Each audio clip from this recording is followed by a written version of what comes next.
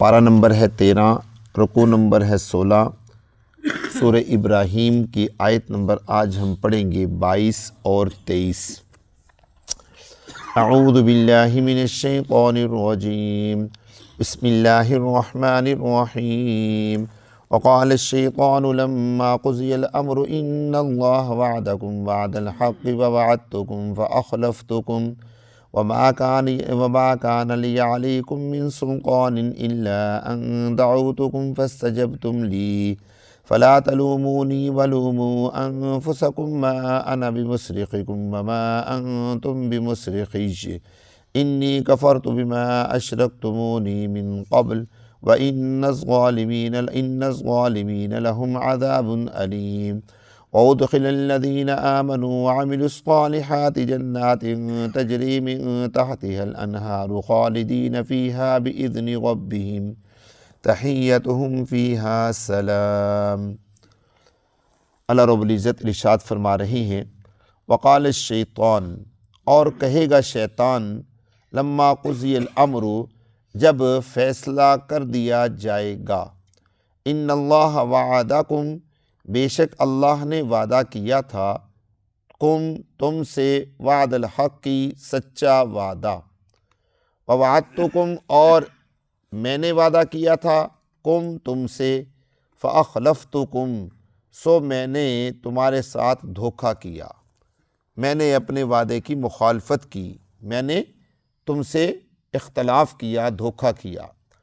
وما کان لی، اور نہیں ہے میرے لیے، علیکم، تم پر، من سلطان، کوئی دلیل، الا ان دعوتکم، مگر یہ کہ میں نے تم کو پکارا تھا، فاستجبتم لی، پس تم نے میری دعوت کو قبول کیا، فلا تلومونی، پس تم ملامت نہ کرو مجھ کو، ولوموا انفسکم، اور اپنے آپ کو ملامت کرو، ما انا بمصرخکم، میں تمہاری کوئی مدد کرنے والا نہیں، وما انتم بمصرخی، اور نہیں ہو تم میری کوئی مدد کرنے والے، انی کفرت، بے شک میں نے انکار کیا، بما، اس چیز کا، جو تم شریک ٹھہراتے تھے میرے ساتھ، من قبل، اس سے پہلے، ان الظالمین، بے شک ظالم لوگ، لہم، ان کے لیے، دردناک عذاب ہے۔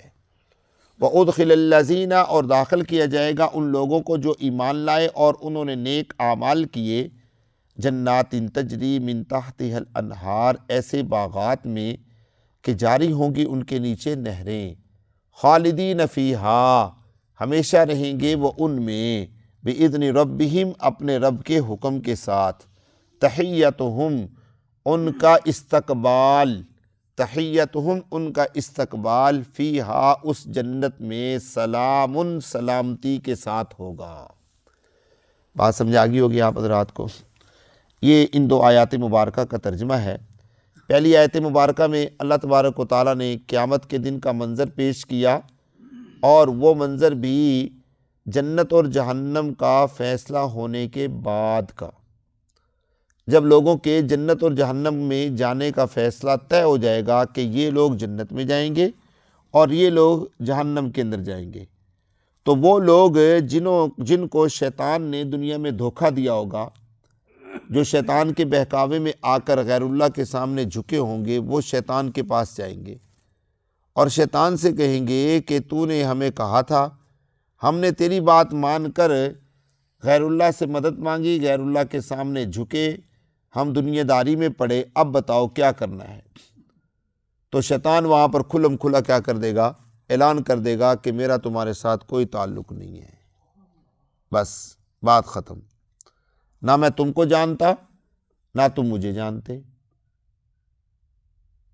نہ میں تم کو جانتا ہوں، نہ تم مجھے جانتے ہو، نہ تم میری مدد کر سکتے ہو کچھ، اور نہ ہی میں تمہاری مدد کر سکتا ہوں کچھ، معاملہ ختم۔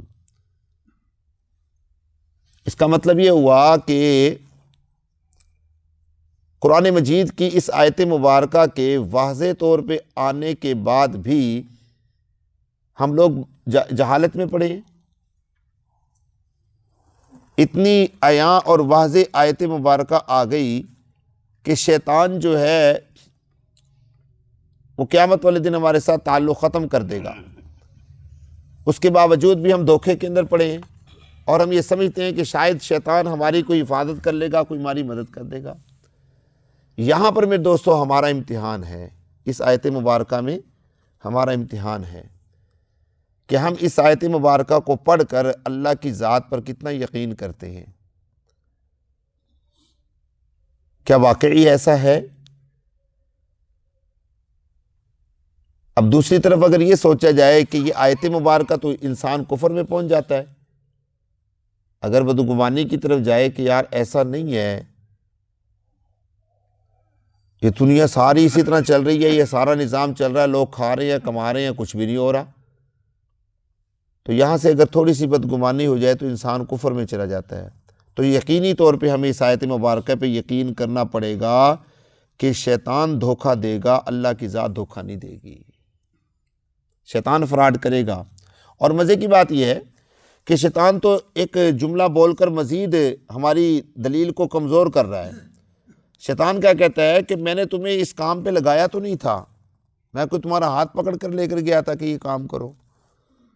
وہ کہہ رہا ہے الا ان دعوتکم فاستجبتم لی، میں نے تو تمہیں صرف آواز دی تھی، او بھائی وہ دیکھو، بس تم بھاگ پڑے، میں نے تو تمہیں صرف تھوڑا سا اشارہ کیا تھا، وہ دیکھو تم لوگ اس راستے پر چل پڑے۔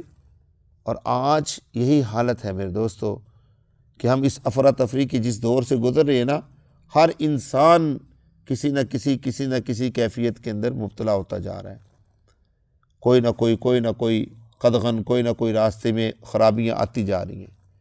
یہاں پر بلکہ ہمارا امتحان زیادہ ہے۔ اب میں آپ کو اس کے اوپر 3 حدیثیں سناتا ہوں۔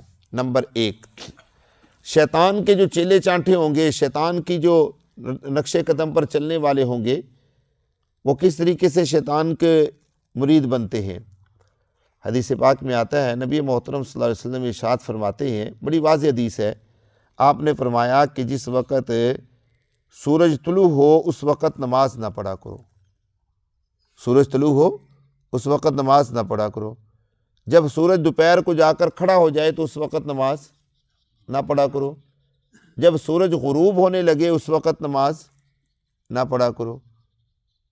پھر آپ علیہ الصلوۃ والسلام نے فرمایا کہ شیطان اس وقت سورج کے بالکل پاس آ کر کھڑا ہو جاتا ہے، اور جو لوگ اس وقت نماز پڑھ رہے ہوتے ہیں، سجدہ کر رہے ہوتے ہیں، شیطان کہتا ہے کہ یہ میرے بندے ہیں، دیکھو یہ مجھے میری پوجا کر رہے ہیں، میری عبادت کر رہے ہیں۔ بات نہیں سمجھے؟ اب اس کے اوپر اگر غور کریں، کچھ لوگ ہوتے ہیں نا، آئے نا نماز پڑھنے کے لیے 1 منٹ رہتا ہے، نماز کا وقت ختم ہونے میں اللہ اکبر نیت باندھ لی فجر کی نماز میں، ان کو اگر کہیں بھئی نماز کا وقت ہے تو لڑ پڑتے ہیں آگے سے۔ جبکہ اس آیت حدیث پر غور کریں میرے دوستو کہ یہ حدیث جو ہے، اور مزے کی بات یہ ہے کہ یہ حدیث بخاری میں بھی موجود ہے، مسلم میں بھی موجود ہے، مشہور کتابوں میں یہ حدیث موجود ہے۔ اس حدیث پر اگر غور کریں تو اس کا مطلب یہ ہوا کہ شیطان اپنے بندوں کو تیار کر رہا ہے، اور یہ اس وقت نماز پڑھنا گناہ نہیں ہے بلکہ کفر کی حد تک پہنچ جاتا ہے کہ انسان جان بوجھ کر نماز پڑھے۔ ایک تو ہوتا ہے نا انسان کو پتہ نہیں غلطی ہوگی چلو، ایک ہوتا ہے جان بوجھ کر انسان پڑھے کوئی نہیں ہو جائے گی نماز، کیا ہے۔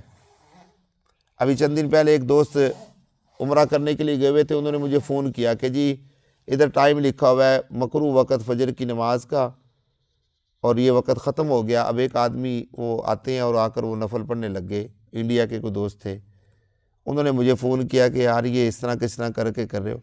اب میں اس کو سمجھا رہا ہوں بھائی اللہ کے نبی نے منع فرمایا، وہ کہتا ہے جی جب تک میرے سامنے یہاں حدیث بخاری کی نہیں رکھو گے میں نہیں مانوں گا۔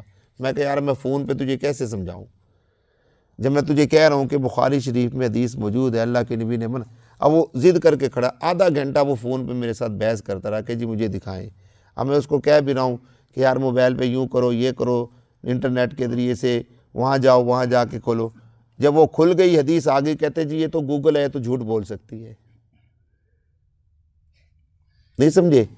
کئی لوگ بیچارے ایسے ہوتے ہیں، مانتے ہی نہیں ہیں۔ تو اس لیے اب ایک دوسری بات سنیے، قرآن پاک میں اللہ تبارک و تعالیٰ کیا ارشاد فرماتے ہیں؟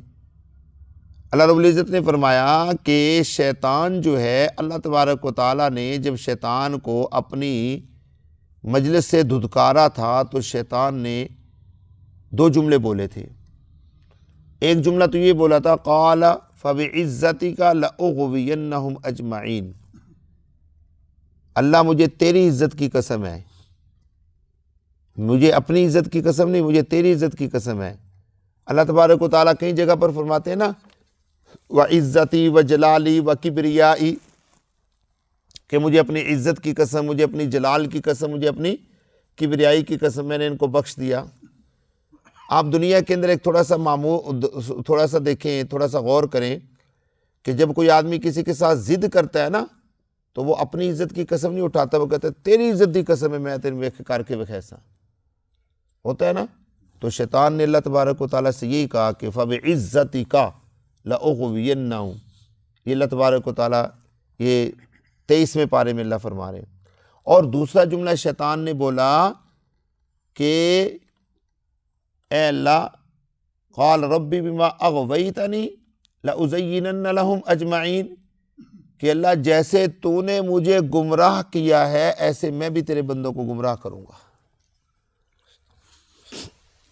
14ویں پارے میں ایسے ہی ہے جی. اب اللہ نے تو شیطان کو گمراہ نہیں کیا، لیکن شیطان نے اللہ کو بھی یہ جملہ بول دیا کہ جیسے آپ نے مجھے گمراہ کیا میں تیرے بندوں کو ایسے گمراہ کروں گا. اب شیطان یہاں پر کیا کہہ رہا ہے، میرا تمہارے ساتھ تعلق ہی کوئی نہیں ہے، میں تمہیں نہیں جانتا، تم مجھے نہیں جانتے. دیکھیے ذرا ترجمہ اس آیت کا دوبارہ دیکھیے، مزہ آئے گا انشاءاللہ. اور کہا شیطان نے جب فیصلہ کر دیا گیا قیامت والے دن، اور کہے گا شیطان جب فیصلہ کر دیا جائے گا کہ بے شک اللہ نے وعدہ کیا تھا تم سے وہ سچا وعدہ تھا، اور میں نے وعدہ کیا تھا تم سے، میں نے اس وعدے کی مخالفت کی، میں نے دھوکہ دیا تم کو، اور نہیں ہے میرے لیے تمہارے اوپر کوئی دلیل مگر یہ کہ میں نے تو تم کو پکارا تھا، پس تم نے میری پکار کو سن لیا. فلا تلومونی، پس مجھے ملامت نہ کرو، ولوموا انفسکم، اور اپنے آپ کو ملامت کرو. ما انا بمصرخکم، میں تمہاری کوئی مدد کرنے والا نہیں ہوں، وما انتم بمصرخی، اور تم بھی میری کوئی مدد کرنے والے نہیں ہو. انی کفرتو، بے شک میں نے انکار کر دیا، بما اشرکتمونی، اس چیز کا جو تم نے میرے ساتھ شرک کیا تھا من قبل، اس سے پہلے. ان الظالمین لہم عذاب علیم، بے شک ظالم ان کے لیے دردناک عذاب ہے. اس کے مقابلے میں میرے دوستو اہل جنت ہیں. اللہ تبارک و تعالیٰ نے اہل جنت کا تذکرہ کیا، یہ انشاءاللہ کل کی مجلس میں عرض کریں گے. اللہ مجھے اور آپ کو فہم نصیب فرمائے. الحمدللہ. اللہم ربنا آتنا